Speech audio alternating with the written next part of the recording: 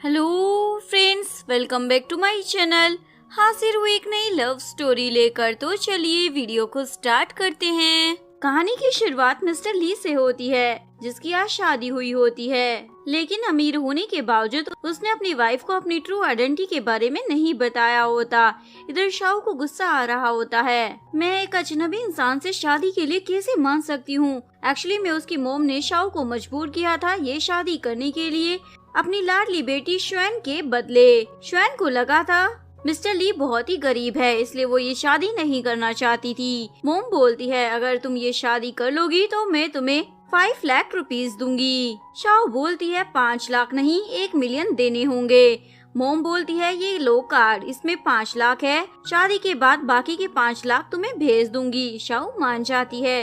Present में Shao के account में बाकी के 5 लाख भी आ जाते हैं। शाओ सोचती है, अभी तक हमारी शादी रजिस्टर नहीं हुई है, तो क्यों ना मैं यहाँ से भाग जाती हूँ।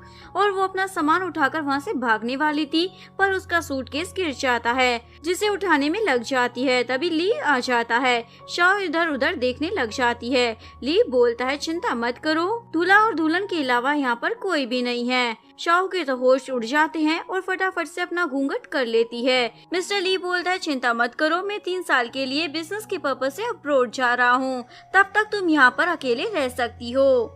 और उसे अपना बैंक कार्ड देकर चला जाता है। शाओ तो खुश हो जाती है, कितना अच्छा है ये, इसने तो मेरा फेस भी नहीं देखा, ऊपर से पैसे भी देकर चला गया है। अब 3 साल के लिए ये घर मेरा हुआ, ये सोचकर वो उछल कूद करने लग जाती है। जिसके बाद कहानी 3 साल आगे चली जाती है। शाओ ने अपनी एक शॉप खोल रखी होती है। वो काम के बाद अपनी फटफटिया से घर जा रही होती है, तभी एक कार तेज हवा की तरह आती है, जिसकी वजह से शाओ गिरने वाली थी, पर शाओ उसे ही सुना देती है, महंगी कार है तो कैसे भी चलाओगे क्या?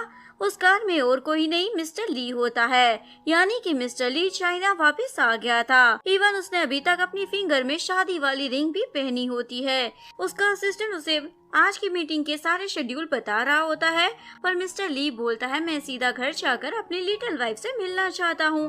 पर शाओ तो उसका घर छोड़कर जा रही होती है, क्योंकि उसे मालूम था 3 साल पूरे हो चुके हैं तो मिस्टर ली कभी भी वापस आ सकता है। शाओ ली के सामने वहाँ से चली जाती है। ली को एहसास भी नहीं होता ये उसकी वाइफ थी। ली घर को साफ सुथरा देखकर बोलता है, मेरी वाइफ घर को तो साफ रखती थी, पर उसे वो पूरे घर में कहीं नहीं मिलती। असिस्टेंट बोलता, हो सकता है मैडम घर पर नहीं हो। ली शाओ को कॉल करता है, लेकिन वो पूछती है, तुम कौन हो? ली बोलता है, लिटिल वाइफ, तुमने अपने हस्बैंड का नंबर भी सेव नहीं किया। शाओ तो डर जाती है, क्या ये वापस आ गया? ली बोलता है, क्या तुम खुश नहीं हो मेरे आने से?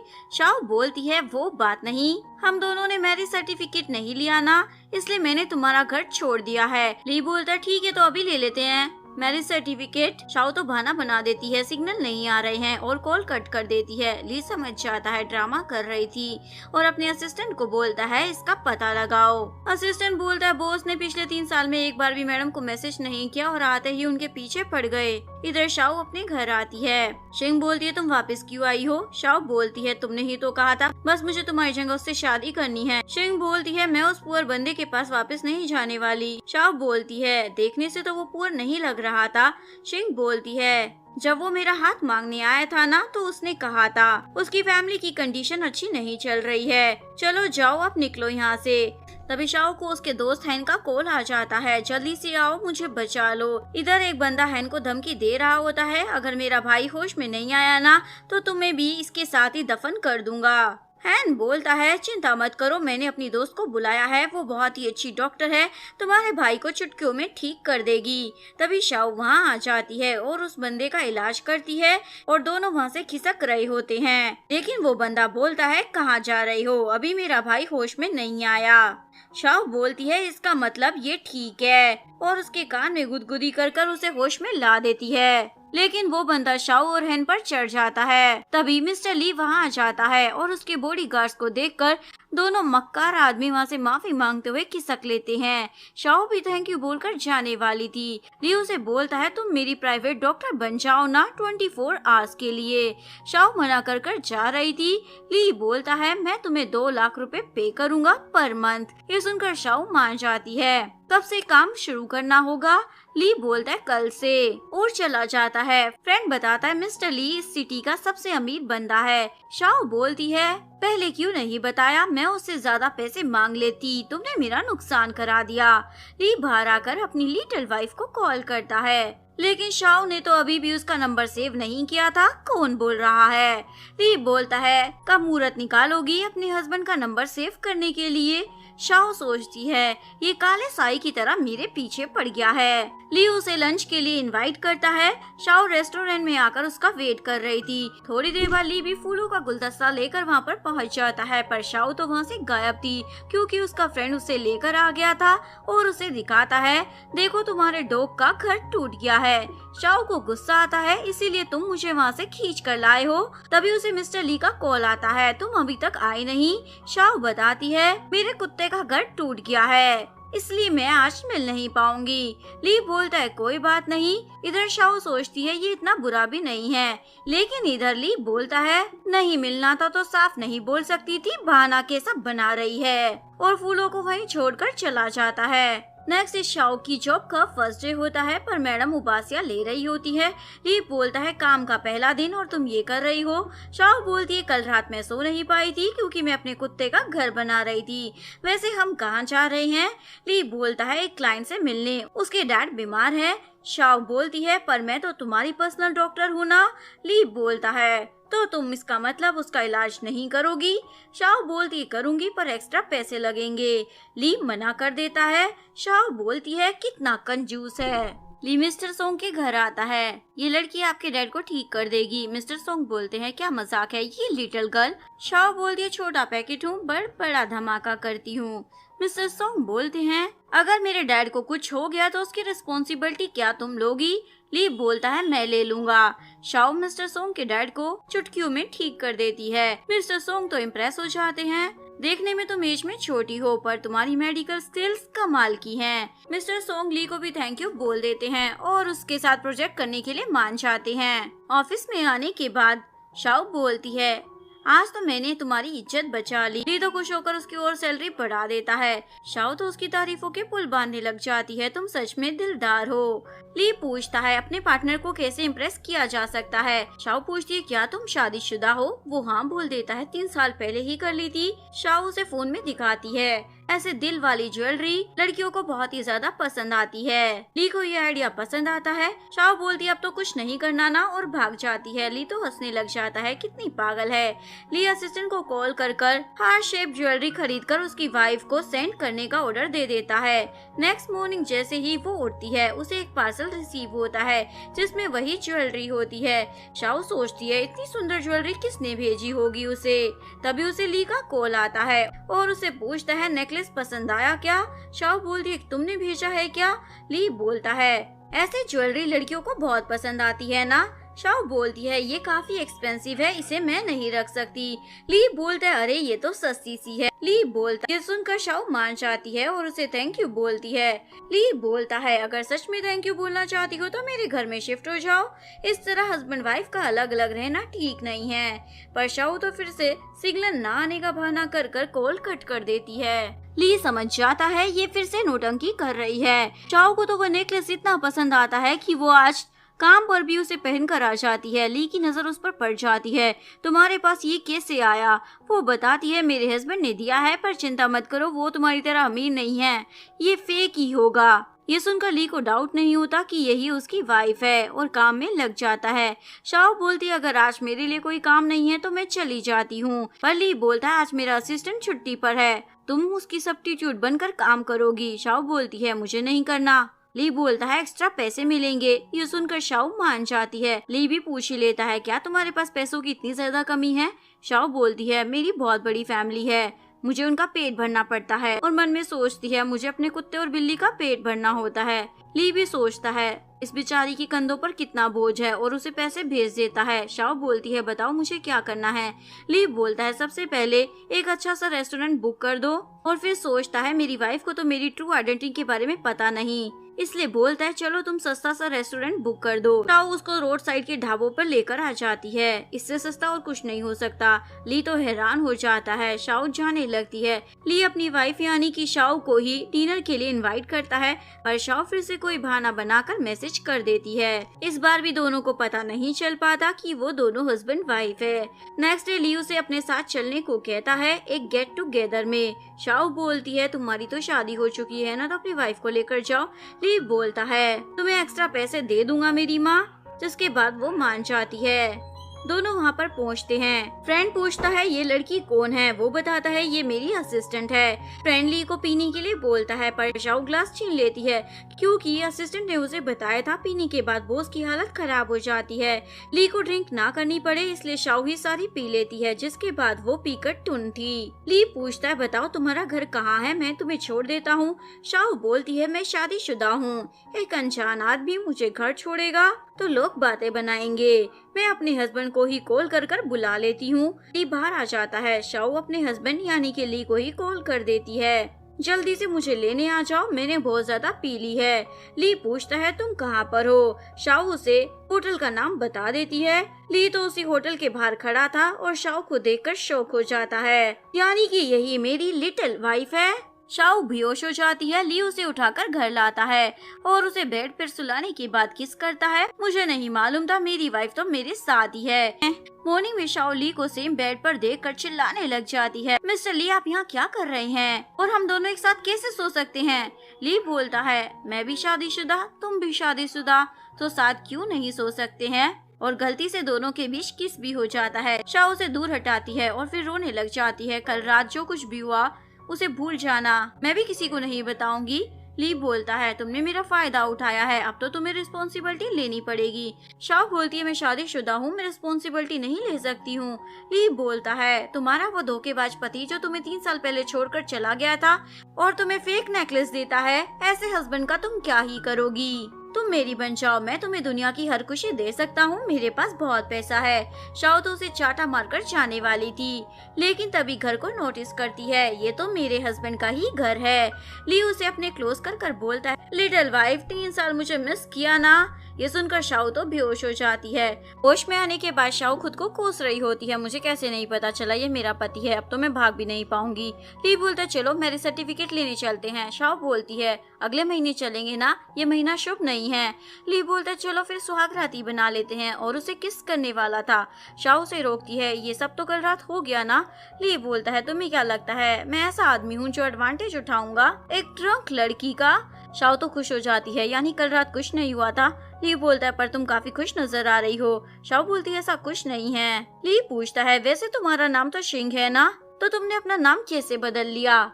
शाओ कोई बहाना बना देती है क्योंकि शिंग ने उसे मना किया था। ली को पता नहीं चलना चाहिए कि शाओ उसकी सब्स्टिट्यूट ब्राइड है। ली उसे फिर से किस करने वाला था, शाओ रोक देती है। ली नहीं मानता, अब क्या हो गया। तभी उसे असिस्टेंट का कॉल आ जाता है। ली उसे भी इग्नोर कर रहा था। शाओ बोलती है कोई इम्पोर्टेंट कॉल भी तो हो सकता है ना, अगर तुम काम नहीं करोगे तो अपनी वाइफ के खर्चे कैसे उठाओगे जान।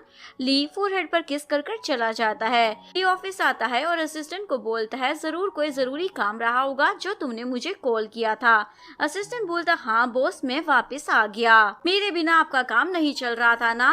पली को तो असिस्टेंट पर गुस्सा आ रहा था, मैं तुम्हें सैलरी देता रहूंगा पर तुम वापस मत आना। ये बोलकर वो उसे अपने केबिन से बाहर धक्का दे देता है। बड़ा आया मेरी वाइफ की जॉब छीनने वाला। शाओ शिंग को कॉल कर बताती है तुम्हारा हस्बैंड वापस आ गया है और मैरिज सर्टिफिकेट लेने को कह रहा है।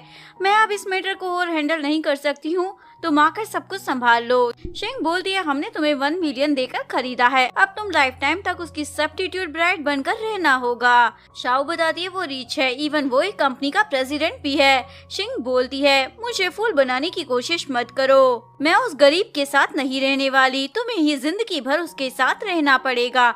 ये बोलकर कॉल कट कर देती है। एक्चुअली में वो ली की कंपनी में इंटरव्यू देने के लिए आई होती है और सोचती है अगर मैं यहाँ के CEO को पटा लूंगी तो मेरी लाइफ बन जाएगी। लेकिन वहाँ का सुपरवाइजर उसका रिज्यूम देखकर बोलता है, तुम्हें तो कुछ आता जाता नहीं है, हम तुम्हें जॉब पर नहीं रख सकते। पर शाओ उसके साथ फ्लर्ट करने लग जाती है, तो वो सुपरवाइजर उसे इंटरव्यू के लास्ट राउंड के लिए सिलेक्ट कर लेता है। फाइनल राउंड के लिए शिंग को बुलाया जाता है और इंटरव्यू खुद ली ले रहा होता है। शिंग उसे अपना नाम शाओ ही बताती है। ली तो शॉक हो जाता है क्योंकि उसकी वाइफ का नाम भी शाओ ही था और पूछता है, तुम्हें वैसे आता क्या है? शिंग बोलती है, मैं प्रीति हूँ, और फ्लर्ट करने लग जाती है। पर ली तो गुस्से में अपने असिस्टेंट को अंदर बुला लेता है और बोलता है, इसे उठाकर बाहर फेंक दो। शाओ बोलती है, क्यों भला?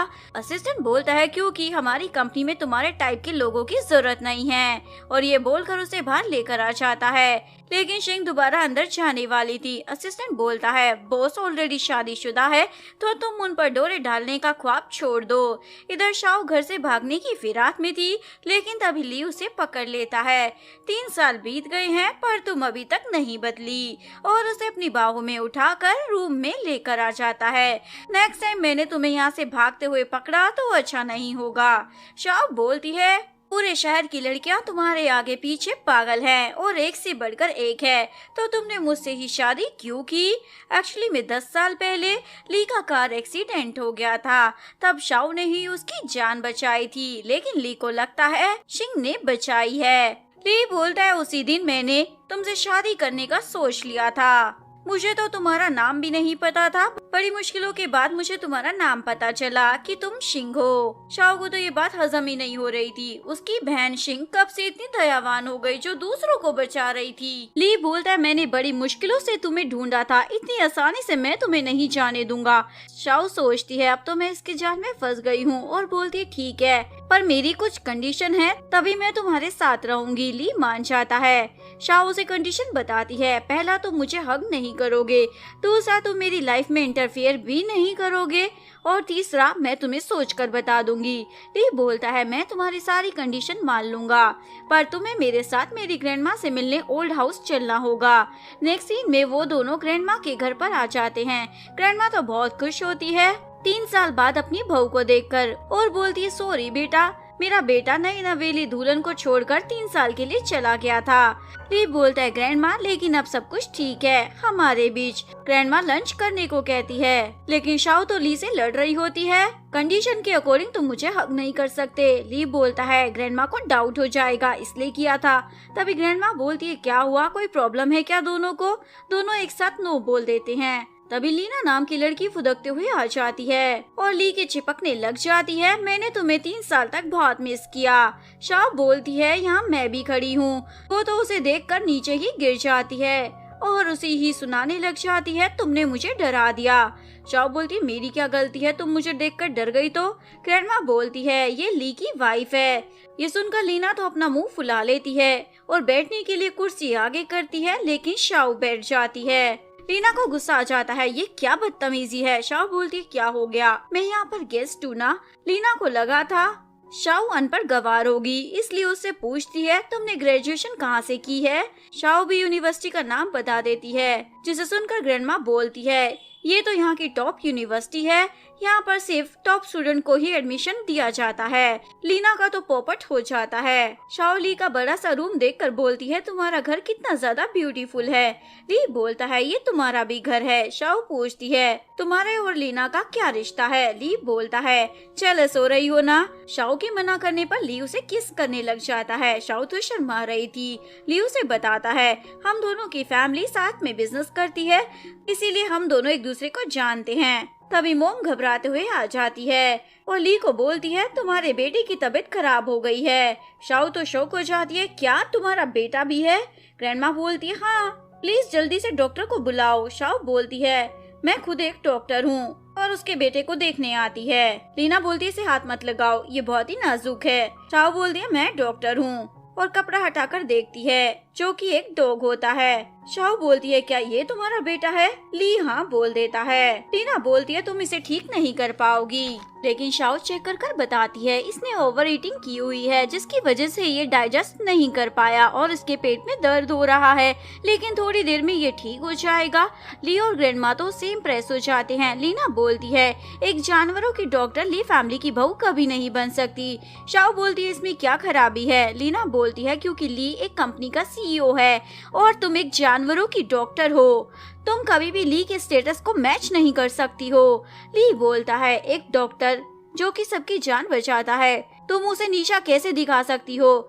मॉम तो उससे अपना डॉग खींच लेती है, इसे पकड़ने के तुम काबिल नहीं हो। ली बोलता है शाओ मेरी वाइफ है, जरा इससे तमीज से बात करा करो। शाओ तो उसे चिढ़ाने लग जाती है, पर लीना को तो बहुत ही ज्यादा गुस्सा आ रहा था। बाहर आकर शाओ अपने पति देव को थैंक यू बोल देती है।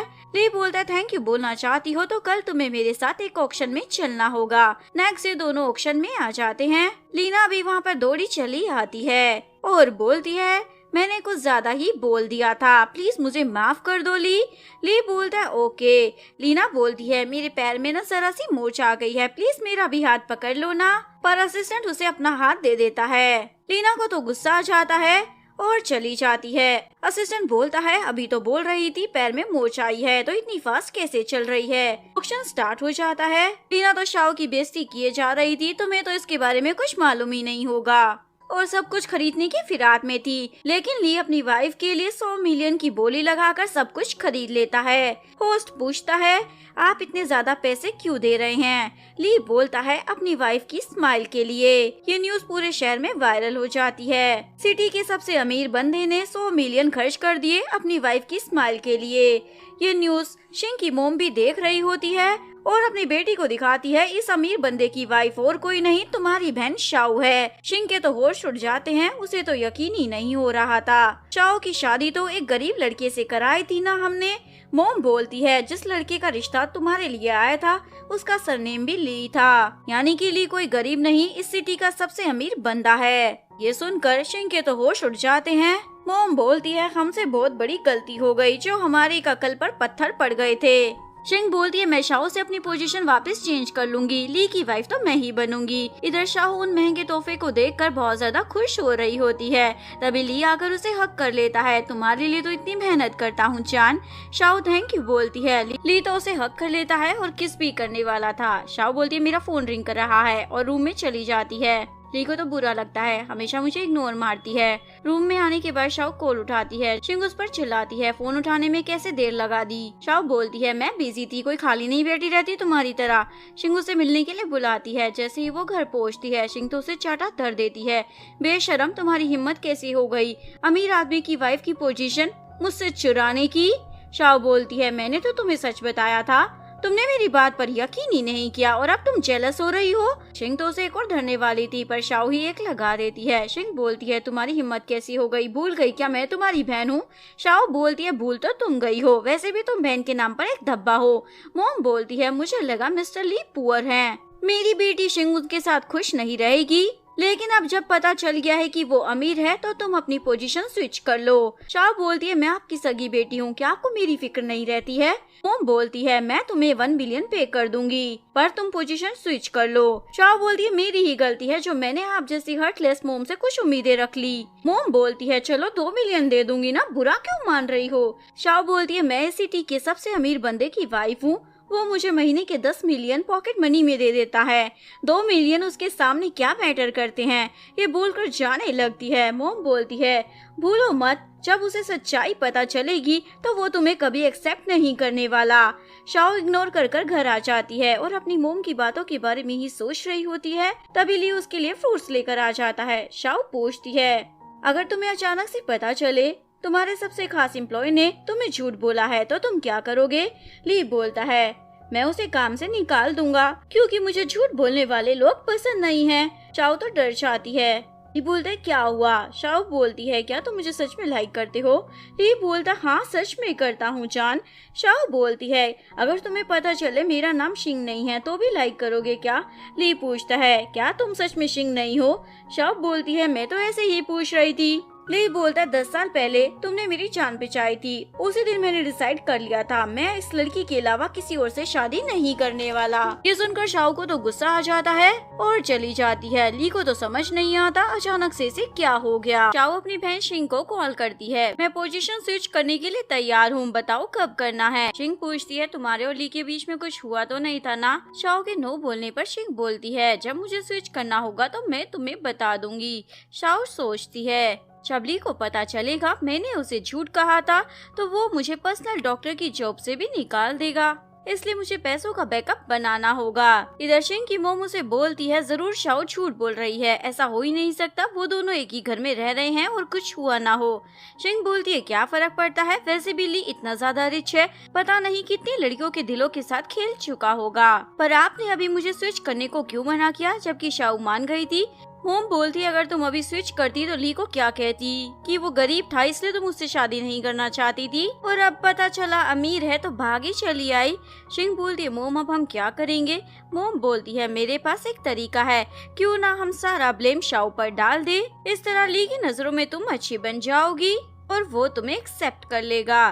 शिंग बोलती है सही कहा मोम। इधर ली घर आता है। शाओ तो जरूरत से ज्यादा आज मीठा बन रही होती है। ली बोलता है मेरी लिटिल वाइफ अचानक से इतनी ज्यादा तमीजदार कब से हो गई। शाओ बोलती है पूरा दिन तुम काम कर कर थक गई होंगे ना, मैं फुल बॉडी मसाज दे देती हूँ, बस 500 रुपए लगेंगे। ली तो खुश होकर पूरे 10,000 रुपए देने का वादा कर देता है। शाओ थोड़ी देर उसके शोल्डर दबाने के बाद पैसे मांगती है। ली बोलता है ये क्या बात है, तुमने तो फुल बॉडी मसाज की बात की थी ना। शाओ तो गुस्सा होकर जाने लगती है। आजकल पैसे कमाना कितना मुश्किल हो गया है। ली उसे खींचकर अपने क्लोज करता है। अब मैं तुम्हें टीज नहीं करूँगा पर तुम्हें मेरे साथ ही यहाँ पर सोना होगा। शाओ बोलते है तुम बड़े बेशरम हो और चली जाती है। ली को बुरा लगता है, पता नहीं कब ये मुझे एक्सेप्ट करेगी। नेक्स्ट सीन में ली एक क्लाइंट से मीटिंग कर रहा होता है। तभी शिंग भी वहाँ पर पहुँच जाती है और ली के बगल में बैठ जाती है। लास्ट टाइम के लिए मैं तुमसे माफी मांगना चाहती हूँ। मिस्टर ली ओके बोल देता है और उसे दूर हटकर बैठ जाता है। शिंग तो उसे आज रात के लिए डिनर पर इनवाइट करने लग जाती है। ली मना करता है तो शिंग बोलती है पानी तो पी ही सकते हो ना, और उसके पानी में कुछ डालकर दे देती है। ली बोलता है तुम नहीं पियोगी क्या। शाओ भी एक ग्लास ले लेती है। ली बोलता है पहले तुम सामने जाकर बैठो। वो जाकर बैठ जाती है। दोनों पानी पी लेते हैं। ली बोलता है और कुछ कहना है क्या। शिंग बोलती है नहीं तो, और बाहर आकर अपनी मोम को कॉल करती है। मैंने उसके पानी में ऐसी दवाई मिलाई है कि वो कंट्रोल ही नहीं कर पाएगा। इधर असिस्टेंट बोलता है वो लड़की अभी तक बाहर खड़ी है, वैसे आपने मुझे ग्लास चेंज करने को क्यों कहा था बॉस। एक्चुअली में जब शिंग उठ रही थी तब ली ने अपने असिस्टेंट को इशारा किया था ग्लास चेंज करने का।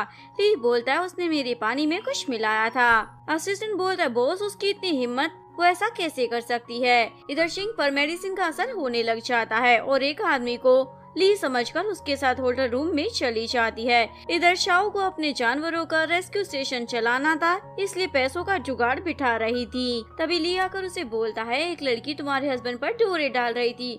शाओ बोलती है अच्छी बात है। ली बोलता है इसमें अच्छा क्या है, तुम्हें बुरा नहीं लग रहा। शाओ बोलती है तुम मेरे हस्बैंड थोड़ी हो। ली बोलते है क्या कहा तुमने। शाओ बोलती है मतलब अभी तक हमने मैरिज सर्टिफिकेट नहीं लिया है न जान। ली बोलता है तो तुम मुझे याद दिला रही हो, ये अच्छा तरीका है जान। शाओ बोलती है मेरी सब्जी जल रही है और भाग जाती है।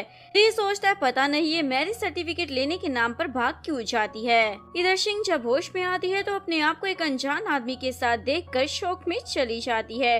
ये बात वो अपनी मोम को भी बता देती है। मोम बोलती है कोई बात नहीं, पर ली को इस बारे में नहीं पता चलना चाहिए वरना वो तुम्हें कभी एक्सेप्ट नहीं करेगा।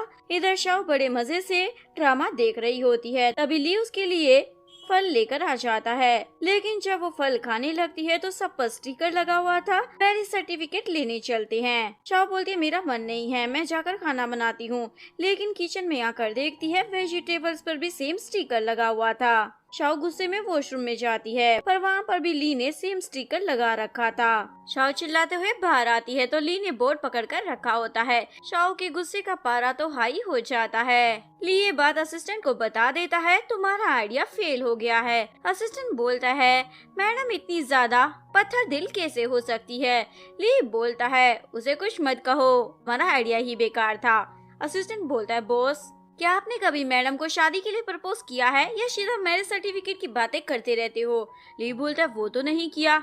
असिस्टेंट बोलता है तो ये बात है, इसीलिए मैडम मैरिज सर्टिफिकेट नहीं लेना चाहती, क्योंकि हर लड़की का सपना होता है उसका होने वाला हस्बैंड उसे प्रपोज करे, तभी मैडम मानेगी। ली को ये आइडिया अच्छा लगता है। देर रात हो जाती है, ली घर नहीं पहुंचता तो शाओ अपने हस्बैंड को कॉल करती है, तुम अभी तक घर क्यों नहीं आए?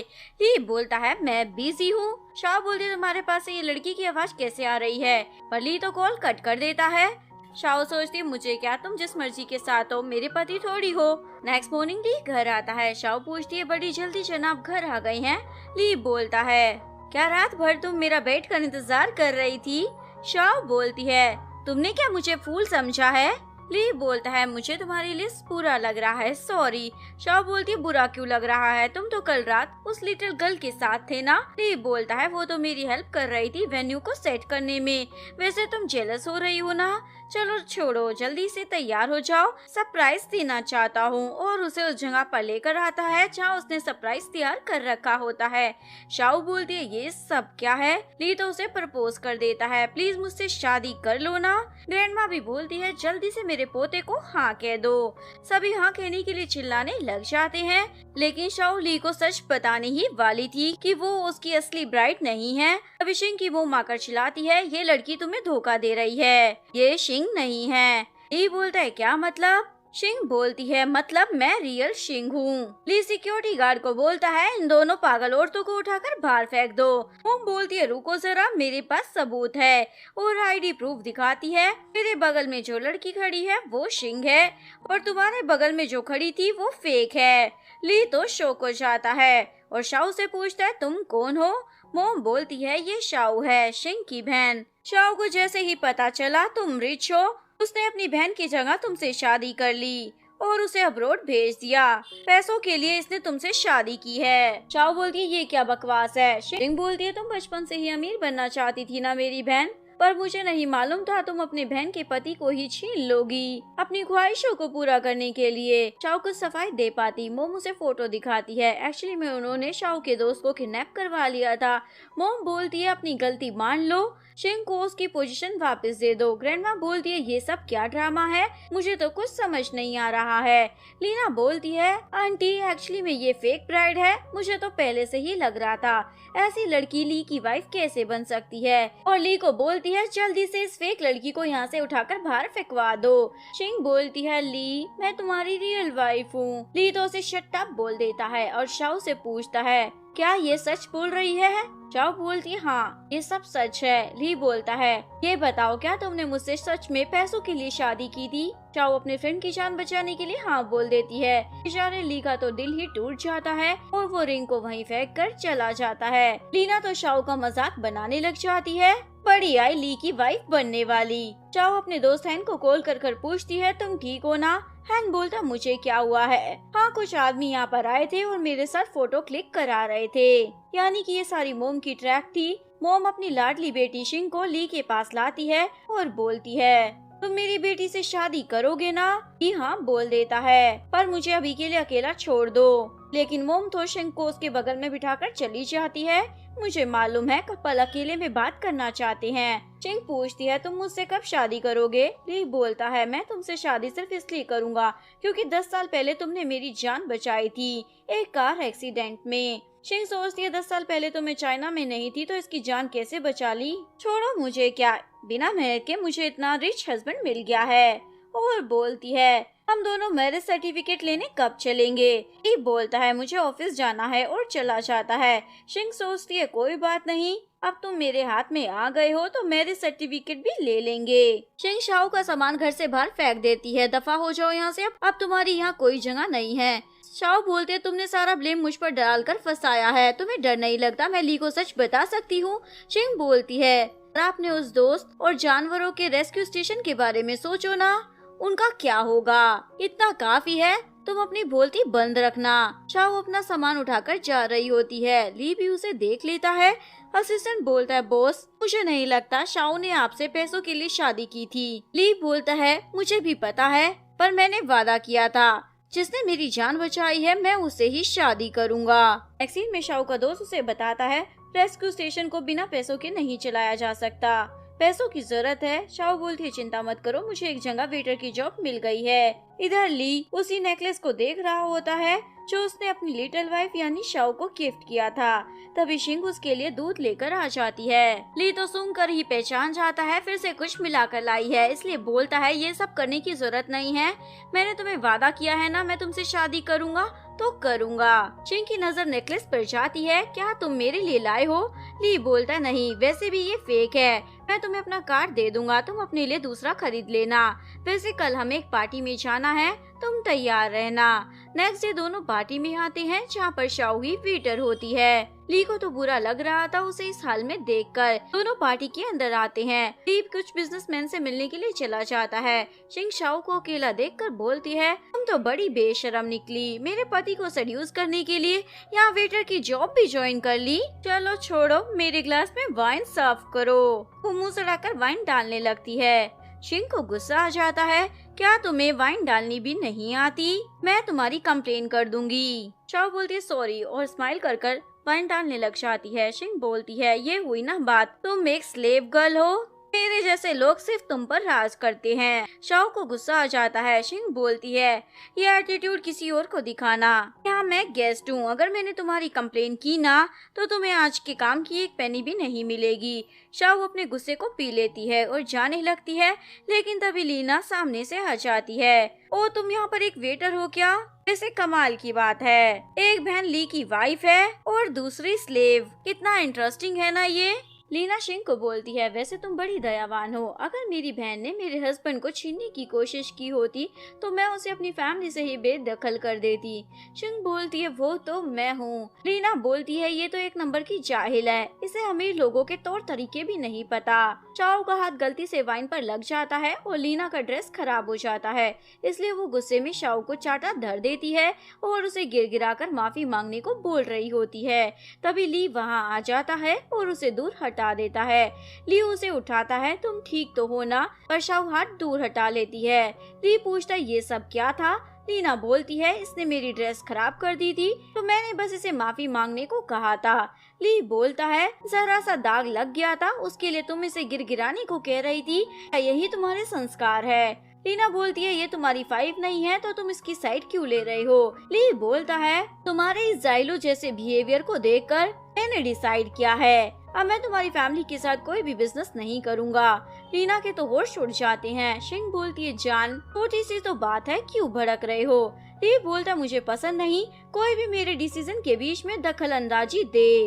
ली शाओ को हॉस्पिटल चलने को कहता है पर शाओ मना करती है, मैं खुद हैंडल कर लूंगी, और बाहर आकर अपनी चोट पर दवाई लगाने लग जाती है पर उसे बहुत दर्द हो रहा था तो ली आकर उसकी हेल्प करता है। ली उसकी नेम प्लेट पर एलिस नाम देखता जो देखकर वो शौक था, क्योंकि 10 साल पहले जिस लड़की ने उसकी जान बचाई थी उसने कहा था तुम मुझे एलिस कहकर बुला सकते हो। शाओ बोलती है 10 साल पहले एलिस नाम का कैरेक्टर बहुत फेमस था, इसलिए मैंने खुद का नाम एलिस रख लिया। वैसे कुछ हुआ है क्या? ली बोलता नहीं, वैसे मैं तुमसे आखिरी बार पूछ रहा हूँ, क्या तुमने सच में पैसों के लिए मुझसे शादी की थी?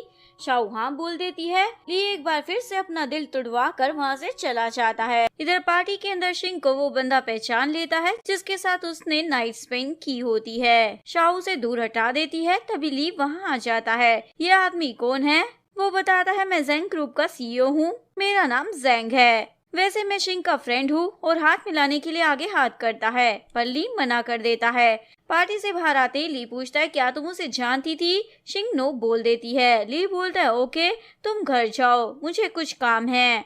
ली अपने असिस्टेंट को बोलता है पता लगाओ जेंग और शिंग का क्या रिश्ता है। रात को ली घर आता है पर शिंग ने तो पूरा माहौल तैयार कर रखा था प्यार मोहब्बत करने के लिए। ली बोलता पूरे कपड़े पहनो और यहाँ से निकल जाओ। शिंग बोलती है हमारी तो एंगेजमेंट हो गई है ना, तो ये सब तो कर ही सकते हैं। ली बोलता है पर अभी तक हमने अपनी शादी को रजिस्टर नहीं करवाया है। शिंग जाने लगती है। तभी ली की नजर उसकी बैग पर जाती है। तुम्हारी पीठ पर तो कोई स्कार ही नहीं है। शिंग पूछती है कौन सा स्कार? एक्चुअली में शाओ ने जिस दिन ली की जान बचाई थी उसे बचाने के चक्कर में गाड़ी का शीशा उसकी बैग पर लग गया था। प्रेजेंट में शिंग बोलती है हो सकता है तुम्हें कुछ याद ना हो। ली बोलता मुझे कोई गलतफहमी नहीं हुई है, सच बताओ तुमने ही मेरी जान बचाई थी ना। शाओ बोलती हाँ, अरे मैं तो बताना ही भूल गई थी, मैंने प्लास्टिक सर्जरी करवा ली थी स्कार रिमूव कराने की। पर ली को उसकी बातों पर यकीन नहीं होता और उसे वहाँ से दफा कर देता है। नेक्स्ट डे असिस्टेंट ली को बताता है मुझे पता चल गया है ज़ेंग और शिंग का क्या रिश्ता है। शिंग ने उसके साथ नाइट स्पेंड की थी। ली को तो बड़ा झटका लगता है। असिस्टेंट बताता है इवन 10 साल पहले उसने नहीं बल्कि शाओ ने आपकी जान बचाई थी। ये सुनकर ली बड़ा खुश था और शिंग से मिलकर उसे बोलता है मुझे पता चल गया है तुम मुझे झूठ बोल रही थी। शिंग उसे अपनी बात समझाने की कोशिश करती है पर ली उसे इग्नोर कर चला जाता है और शाओ के पास आता है। मुझसे गलती हो गई, मुझे माफ कर दो, मुझे सच पता चल गया है। शाओ बोलती है कौन सा सच? ली उसे बता देता है 10 साल मैं था जिसकी तुमने जान बचाई थी। शाओ भी उसे माफ कर देती है। ली बोलता है क्या अब हम मैरिज सर्टिफिकेट ले सकते हैं? शाओ भी हाँ बोल देती है। यहीं पर इस कहानी का डी एंड हो जाता है। अगर आपको वीडियो अच्छी लगी हो तो प्लीज वीडियो को लाइक करें, चैनल को सब्सक्राइब करें, न्यू अपडेट्स के लिए बेल आइकन का बटन प्रेस करें। मिलते हैं नेक्स्ट वीडियो के साथ, तब तक के लिए सारंगे बाय बाय।